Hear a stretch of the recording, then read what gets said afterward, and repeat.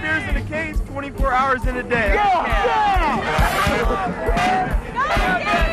The cheers at Michigan State University begin long before the first kickoff of the football game. People think of it as a joke. Drinking's just a big game to everybody. People go out and they drink and they get drunk, and that's all you hear. Wow, I went to a party this weekend. I got so hammered. Alcohol. Look at What? Helps expand, brings down. Like so many others, 21-year-old Tony is celebrating the last game of the season. We got up at 7 o'clock this morning. Got out there about 8:30. First beer. 8:30. 8:30. First quarter, 14-0. But Tony, a senior majoring in nursing, You guys need tickets? You guys need tickets? and his roommate Dion, Can we gather for a second? a business major, This is our Christmas dinner. don't really need a reason to drink. Oh, Christmas tree! Hours after the game, Jackpot right there. they are still at it. The occasion this time, well, it's Saturday night. 8:30 this morning till 10 after 1.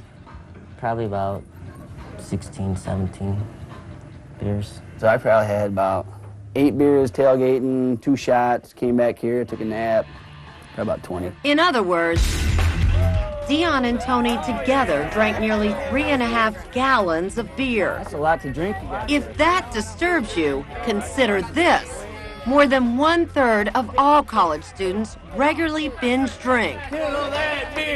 That is, consume large amounts of alcohol in a short period of time, and for one reason, to get drunk. I had always been against drinking. I never wanted to get into it, but, you know, What changed your mind?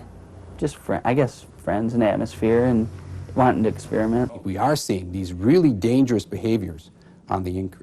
Dr. Dean Sanko, the Lansing, Michigan medical examiner, says binge drinking is the #1 health threat to college students. This notion that everybody does this sort of thing, I think is dangerous thinking. You know how I am about starting meetings. What turned Dr. Sanko into a crusader Alcohol misuse. is what happened last November to Michigan State student Bradley McHugh. At midnight on November 5th, Brad turned 21. He and some friends came here to Rick's American Cafe, a nearby bar and popular hangout, to celebrate. At Michigan State, there's an unofficial tradition among many students of celebrating your 21st birthday with an equal number of shots.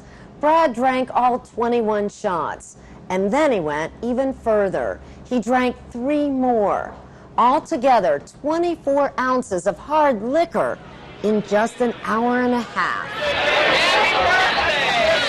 At 1:45 in the morning, Brad was able to walk out of the bar and went home, where his friends put him to bed.